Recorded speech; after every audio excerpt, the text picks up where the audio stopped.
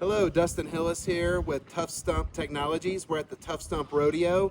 We actually just wrapped it up, and I have Verne here from Booz Allen. And Verne, you're a VIP of the Tough Stump Rodeo. Well, thank you. Have you been to, how many have you been to now? 4.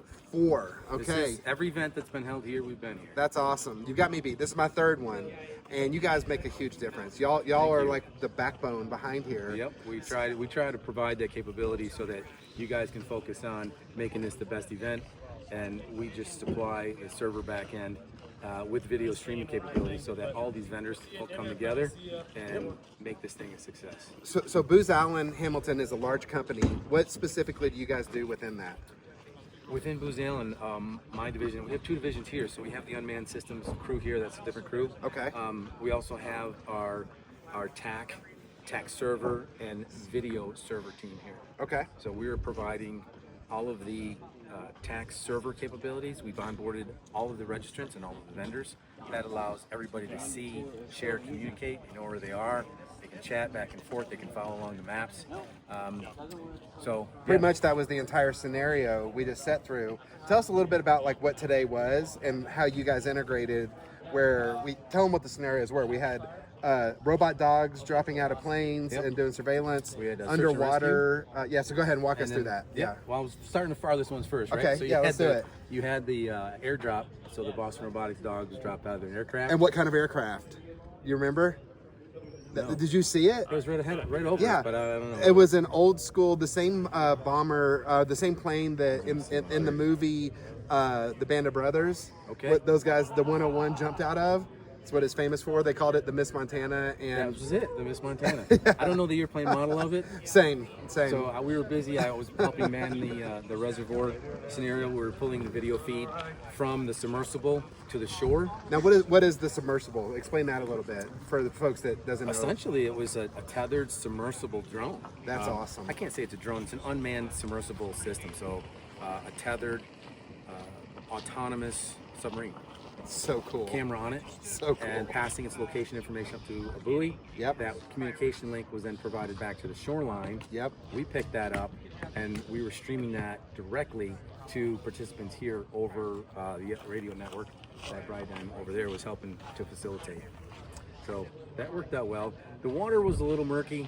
Yeah. But you could tell you were underwater. After you got about 5 to 10 feet down, it was just brown. It's like, let's watch this video. It's brown water. Yeah. But you could see you could see the radar screen, you could see the map of where it was, which I think that conveyed the concept. Well, and also knowing where it's at in the water. If we could do this down in Bermuda or the Exumas or let's take some Key notes. West, That's some good feedback. then you'd have swimming pool clarity. Tough Stump Rodeo 2026. Maybe. The other scenarios, so we got the robot dog, we got the reservoir, we had the search and rescue, we had the SAR site. So tell us what that was. Basically the scenario there where injured hikers had broken legs. They need to be located, they need to be extracted, and the setup was to get search and rescue teams there most efficiently and effectively. Yep. So they weren't out there wandering looking for them. They were able to use the technology to pinpoint their location and send the first responding team. So I think we had a red cat, Black Widow. Was that what was in the air? Yes, that was. And I think, was there an FPV involved with that? There somehow? was as well. Yes. Okay. I'm not familiar with the FPV, but our RU unmanned systems team. Yep. Assisted with that. Okay. If I see anybody, we'll grab them. We can ask them. Awesome. And Other thing we did, on point, because those guys were so far away. Yep. We actually put a repeater up on the high ridge, which you might be able to just see way off in the distance. Can you see that, Mary? So we're talking about 28 miles. Look at how far that is. And 20 miles to do a repeater, and there's no service here. So part of what makes the rodeo so special is you're doing this in a austere environment. Right, but we weren't doing anything fancy here. That was basic logistic comms. Okay. So for each of the lanes, they were on the other side of the mountain range this way, bounced off of there and into here. Yeah. That's not I still find that amazing. That's not earth-shattering, but if you were to listen to the amount of chatter, it was, we're having issues with video streaming. Aircraft is on station. Are you ready for the dog to drop so that everybody could get their cameras ready? Just those basic analog communications are still important. Yeah. And having that capability was really helpful. There's no cell signal here, so how are you going to know? That's right. Yeah, that's what makes this unique, the location unique. How's your history along with the rodeo been?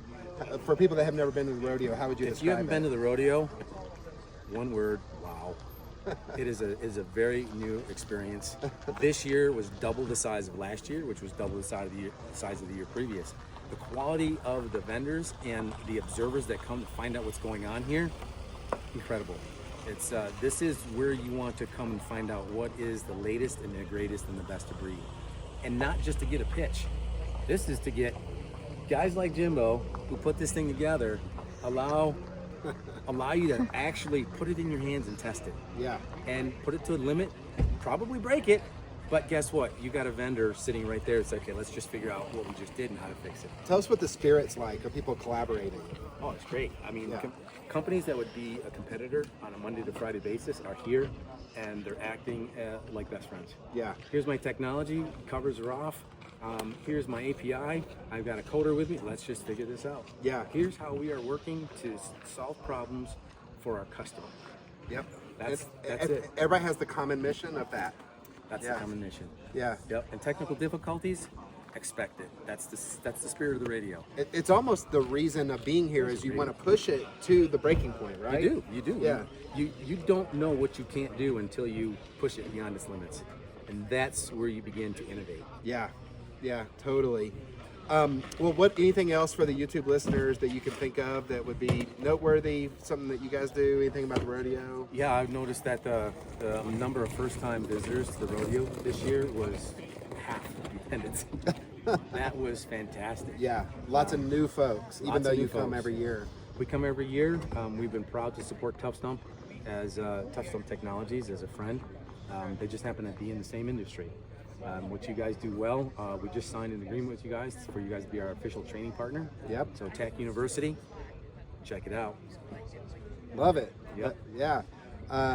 Well, thank you so much for being such a great partner. Thank you for also partnering with us with Tech University and just everything you guys do. Your team is first class. I always love anybody that you're bringing here. I know they're getting the job done right. Thank you. And you have a great team, great culture. Appreciate everything you're doing. Thank you. It's a beautiful environment. When you come out here and you're in this beautiful Montana scenery, they're super friendly folks at Upper Canyon Outfitters. We can't say highly enough about them.